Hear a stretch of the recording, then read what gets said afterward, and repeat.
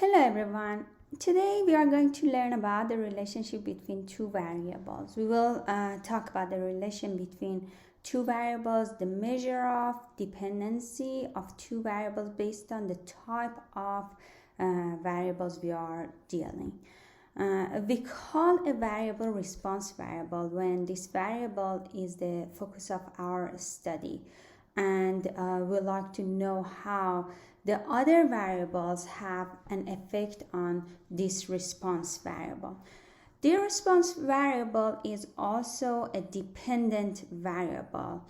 It is depend on other variables. That's why we call it dependent variable. And we show it with why. Variables that can cause a change in the response variable are called explanatory variables. The explanatory variable is called independent variable whenever it's independent of response. We show them with X. We can have one or more explanatory variables that may affect the response. When I said the explanatory variable is independent of response, that makes something kind of some confusion, because the explanatory variable can be depend on other variables sometimes, because as I said, there may be one or many explanatory variables in a data set. Maybe each of these explanatory variables are depend on the other explanatory variables, but they are always independent of response. So you cannot always say the explanatory variable is independent variable. No. Whenever it's independent of response, you can call it independent of response, because it may be depend on other variables in the study. Okay, so for detail, I will copy a YouTube link for you. You can go to that YouTube link. I have my lecture notes and explain everything in more detail for you, so you can learn more about explanatory response variable with more example there. Okay, we show the relationship between two numerical variables using a scatter plot. We already saw a scatter plot, and we already learned how to draw a scatter plot.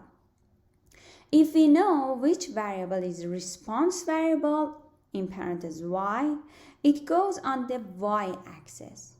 And if we know which variable is explanatory variable, it goes on the x-axis. So something like this. Percent of graduates taking the SAT has effect on a state mean SAT mathematics score. So this is x-axis, this is y-axis. We show one numerical variable on x, we show another numerical variable on y, and each dot shows an individual. This individual will show the percent of graduate taking the SAT and the state mean SAT for that individual. For example, this dot shows in Colorado 14% took the SAT and the mean math score was 581. What are the individuals? States are the individuals. Okay. So again, if we know which variable is y or response variable, that goes on y-axis. If we don't know about variables, or maybe sometimes we are drawing a scatter plot of two explanatory variables, so we don't know which is which, so we can put them in either of the axes. Okay, so now one simple kind of sentence. Let me see, where is the here. So we can write down. I will copy paste all my writings for you here after I explain everything. So I will give you a kind of note of what I said here. So these two sentences are very important. I always talk about this in my statistic courses. So X, which is explanatory variables, affects Y. X, which is explanatory variable, cause changes in Y. So in studies, if you have some variables, sometimes you want to see which one cause a change in other one. So in this way, you can find which variable is response variable, which variable is explanatory variable. For example, age has effect on height. So compare this sentence I said with this one. Age has effect on Y. So age is explanatory variable. Y will be the response variable, which is height. So age cause change in height. As our age, as we get older, we are going to get taller, but still provided to some condition, because up to a certain age we are getting taller, and then even after a certain age our bone will shrink, so we get shorter. So pay attention. The data set should have a certain and correct boundary if we are talking about, for example, height and age. Otherwise, we will have an error of extrapolation, because we will have a data set out of boundary and the result will be funny and wrong. For example, if we rely on a wrong data set, for example, we will predict a person who is 70 years old will be like 8 feet. So this kind of things are really important to pay attention to, kind of prevent error. The boundary of data set is important. To explain more about age and height, for example, we should know our data set just contain people age from, for example, 0 months to, for example, 19 years old. The boundary that height is going to increase and has a meaning. Okay, so let's continue. So as I said, when two variables are numerical, in parentheses quantitative, we can find the relation between these two variables, and the correlation, which is a measure of relation in this situation when we are dealing with numerical variables, the correlation will be the Pearson correlation. So if two variables are not continuous numerical, means the numerical value seems discrete or ordinal numbers, we cannot use Pearson correlation anymore. We must use, for example, a Spearman correlation, rank correlation, which is a kind of non-parametric measure of relation. This non-parametric word is very important because sometimes it's difficult to understand. So I will explain this briefly. So whenever we know the underlying distribution of the data set of each variable, we can assume some of kind of rule, and then based on our assumption, based on the distribution, underlying distribution, we can use some specific method. But in case we don't know the distribution, if we don't know the distribution, we must use non-parametric method. Non-parametric methods, they don't rely on any distribution of data set or any assumption. So for non-parametric method, there is no underlying distribution assumed for the variables. In another word, we don't know how each variable is distributed. Okay, so we are going to learn about Pearson correlation. We are going to learn about Spearman correlation. For Pearson correlation, we should have a data set that we know the underlying distribution. For Spearman rank correlation, we don't have to know the distribution, underlying distribution. Okay, so as I said, age has effect on height.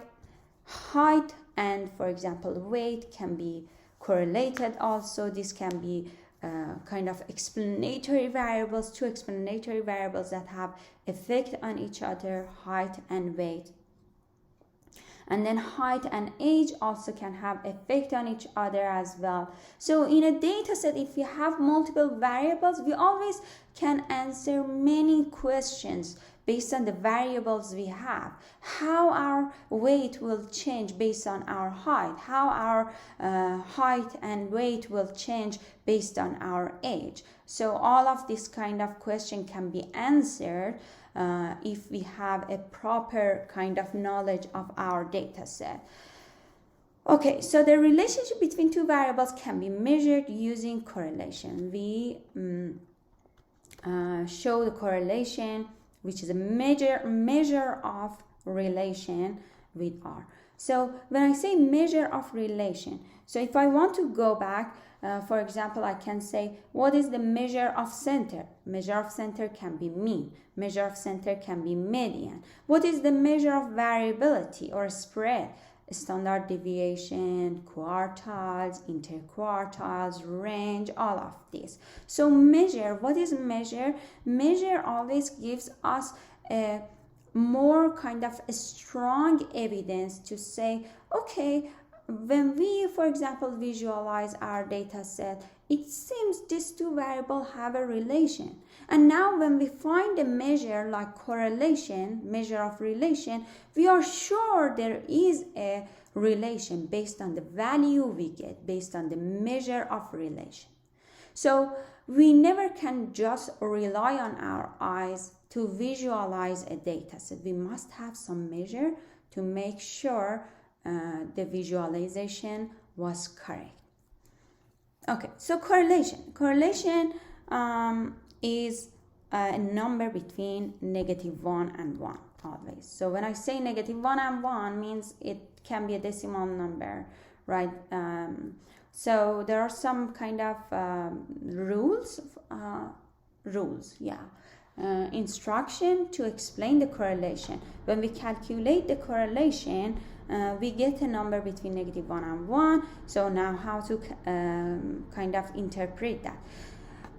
So if the correlation that we calculate is close to -1 and 1 or 1, we say there's a strong relationship between two variables. If the calculated correlation is closer to 0, we say the relationship between two variables is weak. So we can say correlation is strong or correlation is weak. If we look at the numbers we calculated, that number can help us to realize if the relationship is weak or strong. And then another thing is positively correlated or negatively correlated. If correlation is a positive value, when I say positive value means a number from 0 to +1, right?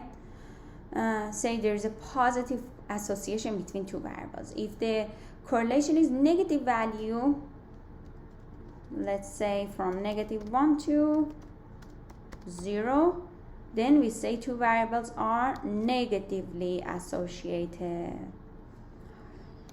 Okay, so example of positive association. As we get older, we get taller, right?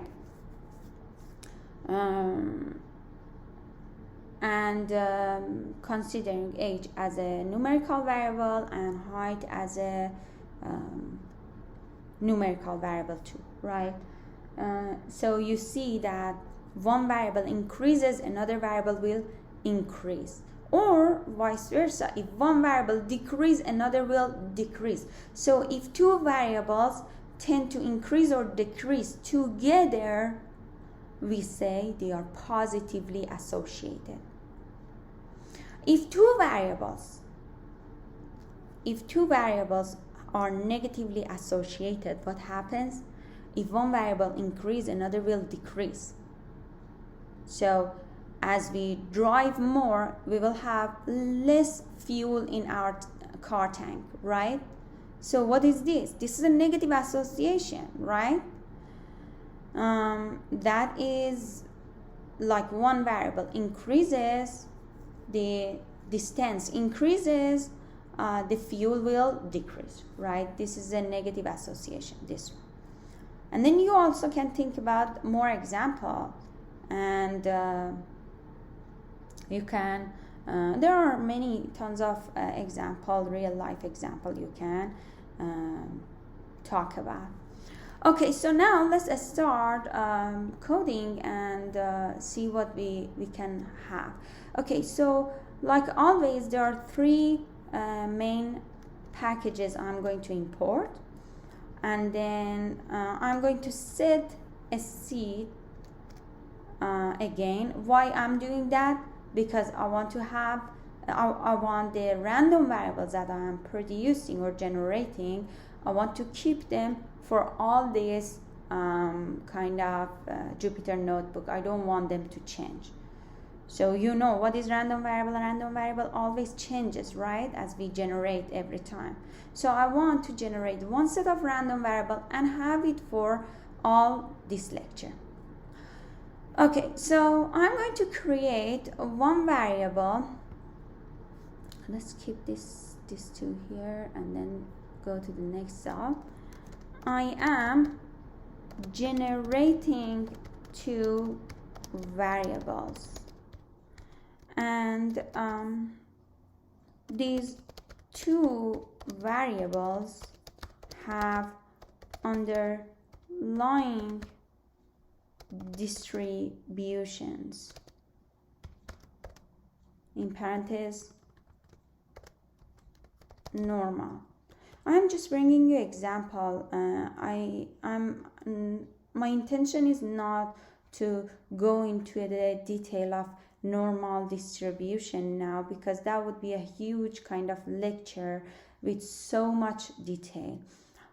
Just know that let's say I already know all of this. I'm creating some variables that are already depend on each other, and their distribution are depend on each other. So I'm just showing you how to generate random numbers.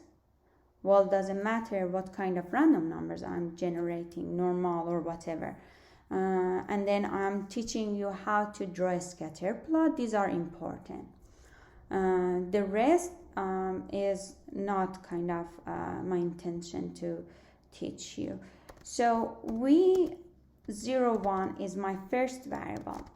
The first variable has a normal distribution with a mean of 50, let's say, and a standard deviation of, let's say, 10. So what I do, I will say 10 multiply, which is a standard deviation, NP random. I'm creating random numbers, RANDN, you already know these, and then I'm creating 1000 numbers, and then I am manipulating these random numbers to have a mean of 50 and a standard deviation of 10. Then we have V2. I'm creating another random numbers which are very depend on the previous random number. This one we want, and it has, let me say, it has 5 standard deviation, MP random dot RANDN 1000, and the mean of this one is 20.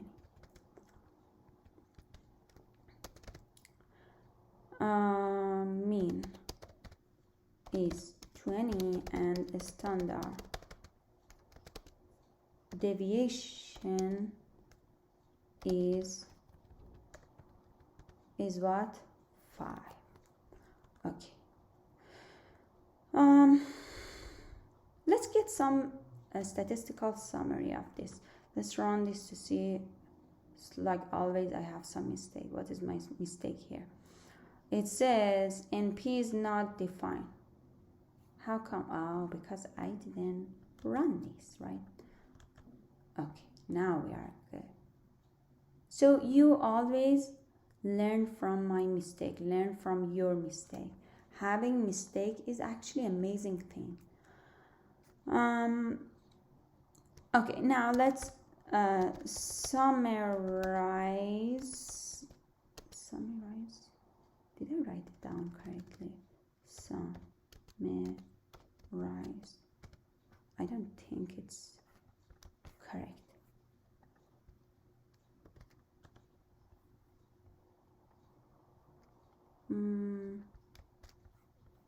It seems it's correct. Okay, summarize each of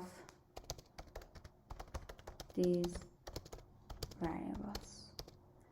Okay, how I want to print the mean of V1. I want to get the standard deviation of V1, and this is the way we get mean and standard deviation of V2, right? So for the first one, I said mean is 50, and here, because we are generating random numbers, mean is approximately 50, standard deviation is approximately 10, right? And then here mean is approximately actually this one 20 plus the mean of V1, remember, and then a standard deviation is plus a standard deviation of V1, right? So that's why we have 11.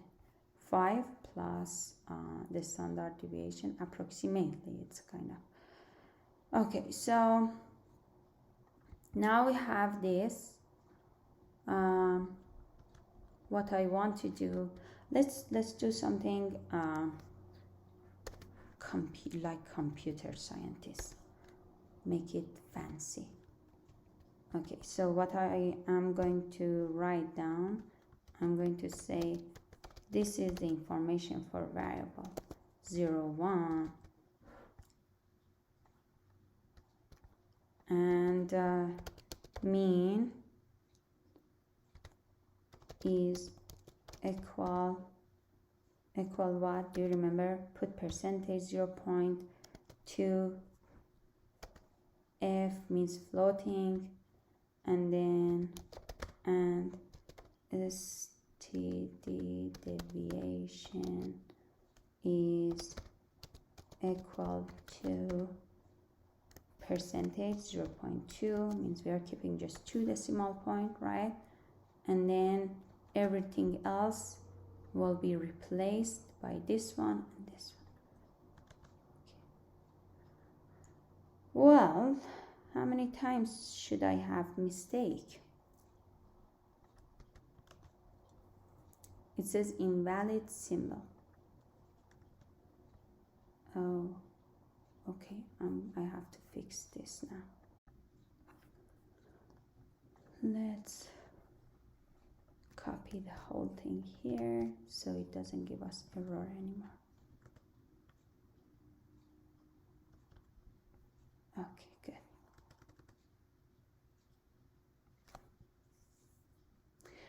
Okay, so now we want to plot of these two variables. Okay, how to do this? We are going to use PLT dot scatter and then V01 and V02. Okay, so the way I designed these two variables was to make them kind of depend on each other, so I can have a positive correlation between these two variables. So when I say positive correlation, means if you assume a linear line passing through all the points like this, the slope of that line, the imaginary line, the slope of that imaginary line will be a positive slope. When the slope of imaginary line is positive, then the two variables are positively associated. Well, this imaginary line that I'm explaining is the least square regression line. So I'm now trying to, I will try to draw this line for you, math lib matplot lib, and there is a method lines. I'm going to import this as plt lines, and I'm going to start drawing a plot similar to the one we saw, I mean this one, with a line that is passing through all the points. So I'm just setting up the axis and figure. As you remember, we can adjust the figure size here, and then we can assign the scatter plot to this axis that we created, and we will have something similar to the above one. Actually, there is another argument you can try. You can change the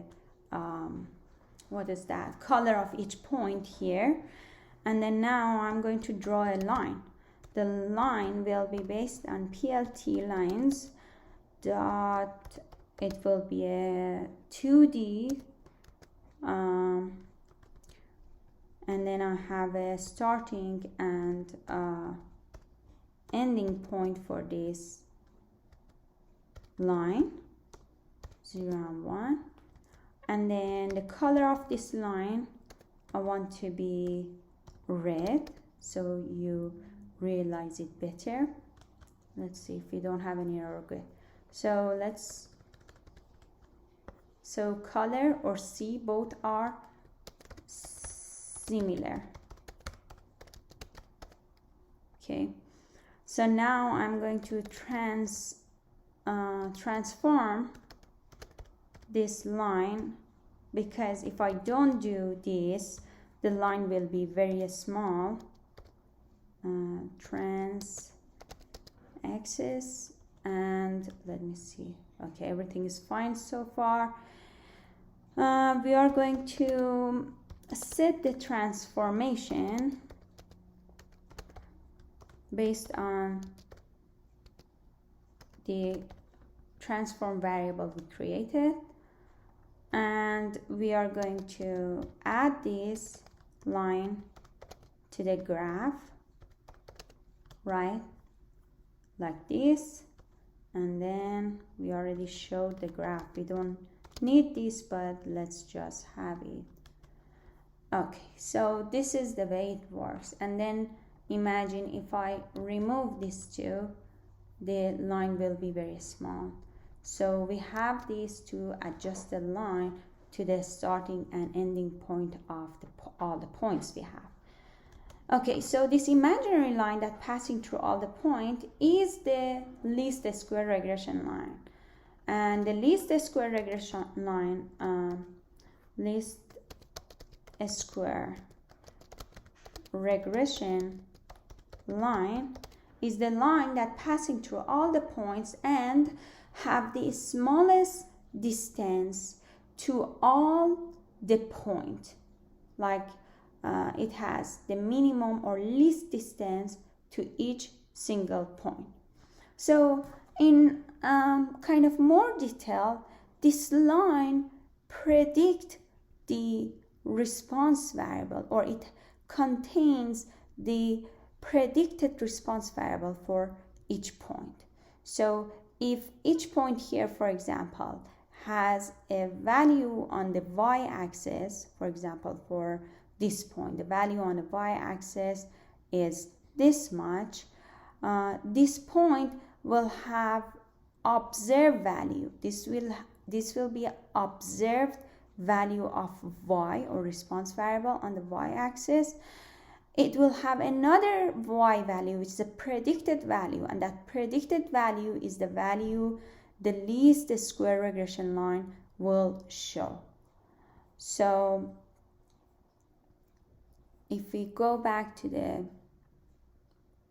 PDF I have, look at, well, I don't have it here actually. It's in my other PDF. Let me open my other PDF to show you how this works. Okay, here it is, the other PDF that I have. So imagine there are 3 individuals.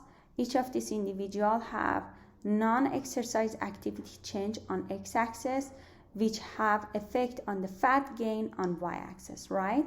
And then for example, this point, we have an x value on x-axis, which is negative 57, and then we have an observed response, which is 3.0.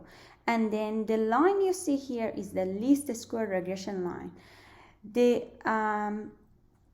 value this line shows for this certain point, which is this one, is the predicted response for this certain point. So in reality, people with negative 57 non-exercise activity, this much calorie, will gain 3.0 kilogram fat, will gain this much fat. But the line, which is based on all the point in the study, the line says if we want to predict based on other point, if you want to predict what is the fat gain for this certain individual, the predicted fat gain will be 3.7 and not 3. So the distance between the observed y, which is 3, and the predicted y, which is 3.7, is the residual or the error possible in the study. So now there is this kind of question for you as a participation. What if we have a point that lies exactly on the least square regression line, like the this one we have? Imagine this point, it's exactly on the line, right? So it will have a x value, it will have a y value, which is the observed y. So what is the predicted y for this value here? What is the predicted y for this value if this point is on the x-axis? Okay, so if you understand what is the observed value and predicted value on the for the point that or individual that falls exactly on the least square regression line, you will understand what is the error possible for that individual point that is exactly on the least square regression line. So there are 2 questions. One, for the point or individual that falls exactly on the least square regression line, what will be the predicted value of y? Just explain to me. And then what will be the error possible in the kind of for that specific individual? That's a participation point for you. Okay, so we will talk about the slope and intercept of a line. If we are talking about least square regression line, we will talk about all of those. So now, currently, we are talking about relationship between two variables, right? And we show the relationship, visualize the relationship on the scatter plot. We said the slope of the line is positive, the imaginary line is positive, and then now you know more. You know that the least square, this imaginary line is the least square regression line, and we know that if the slope of this line is positive, the correlation is positively association. I mean, these two variables are positively associated. Okay, what happens if a slope is negative? This is another participation point. So what happens if the slope is negative? What is the relationship between these two variables if the slope of line is negative? So what is the association between two variables?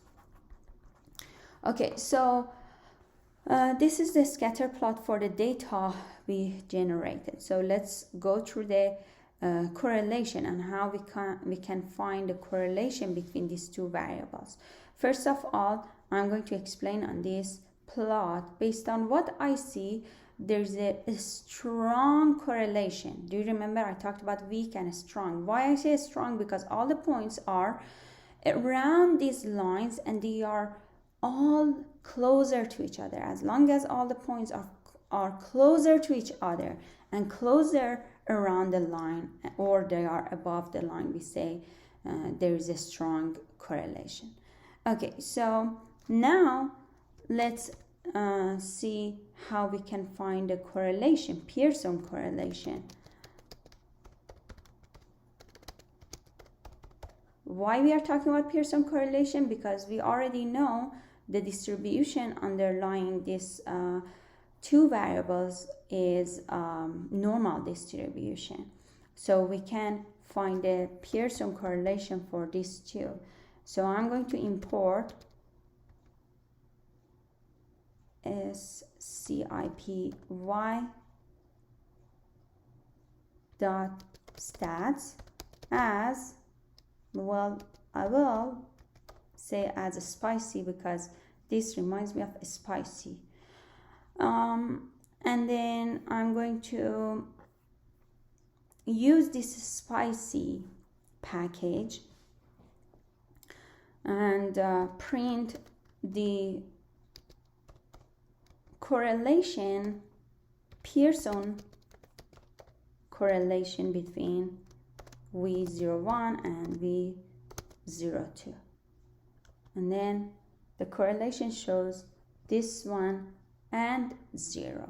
So we have two of them. Why? Because we can always find the correlation for more than two variables, and if we have more than 3 variables, we will have a matrix of all the correlation. So imagine we'll have something like this: V01, V02,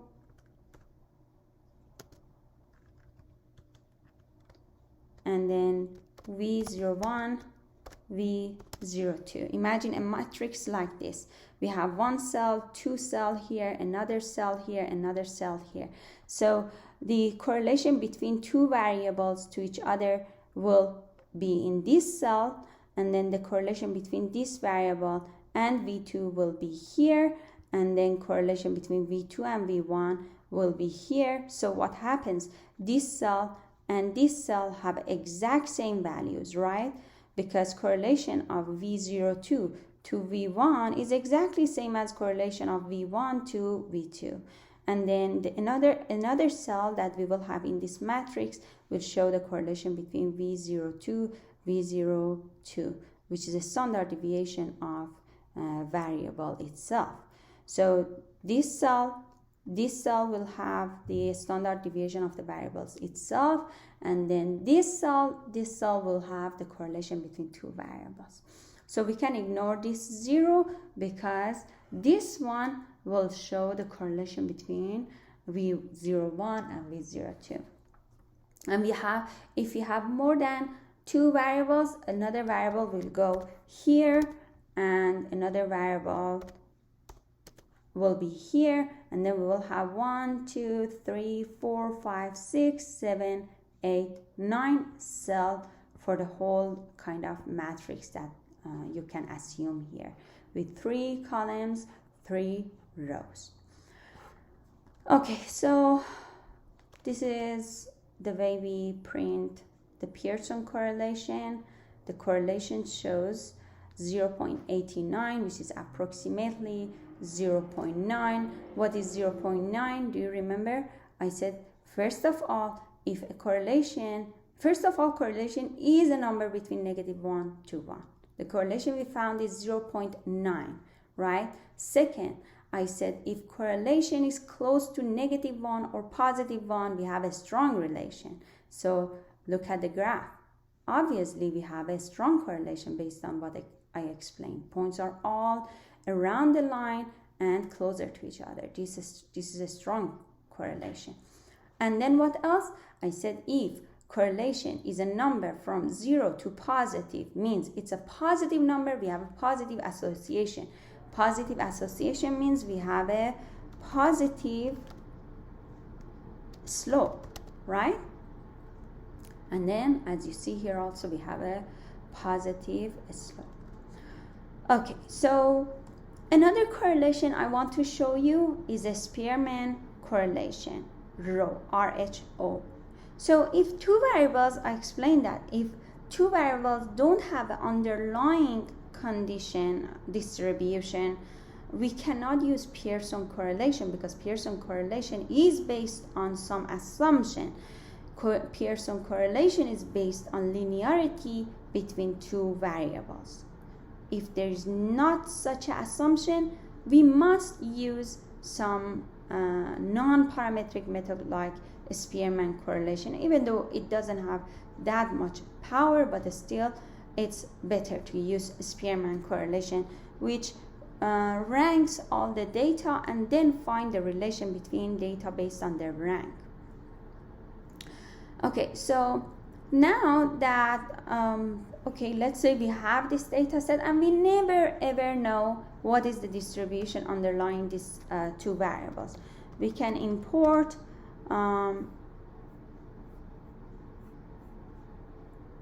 this package again, because we can find the Spearman correlation also based on this package.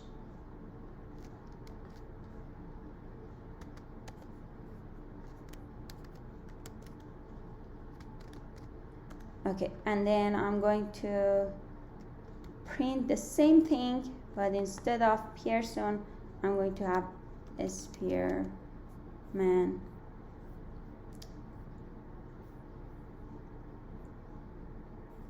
Oh my God, what happens here? I cannot type. Okay, good. A Spearman R. And then look at this. We have a Spearman correlation which is very close to the one we found here. So both of them shows the relationship is strong and it's positive. Okay, so this was for today. And also later on, when we are going to talk about regression, when we are talking about some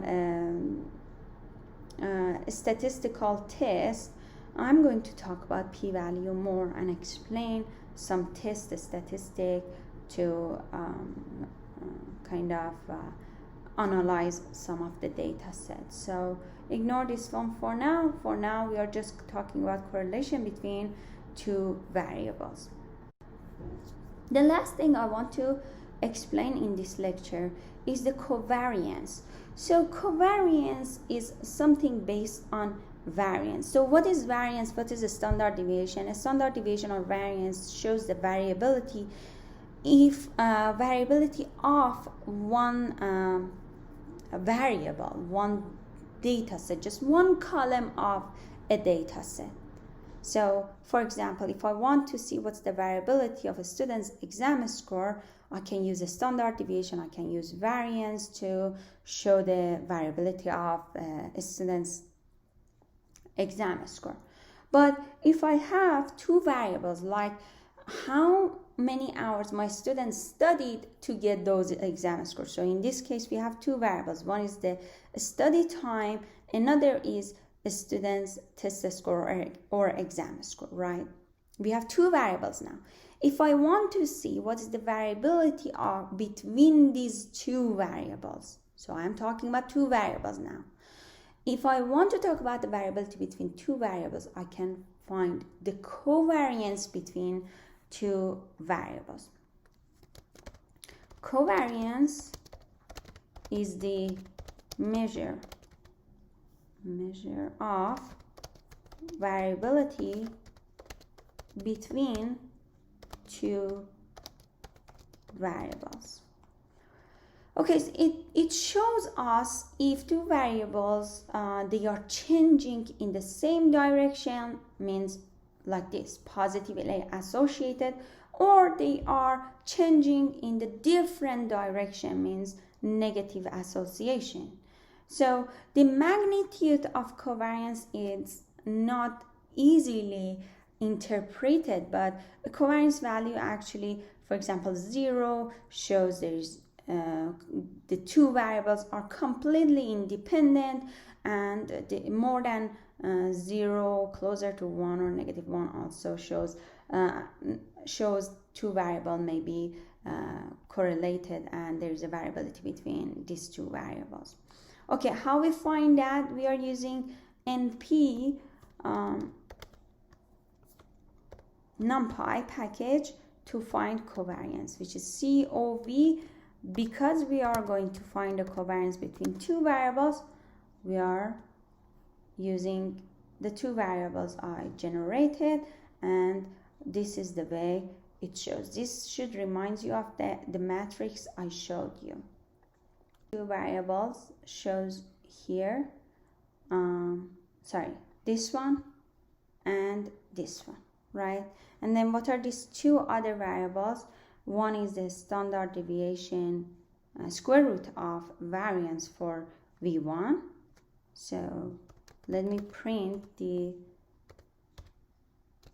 standard deviation of variable 1. You will see what I say, NP. Okay, so it was 9.71, right? If I say this one power 2, you will see 95.67, which is this one.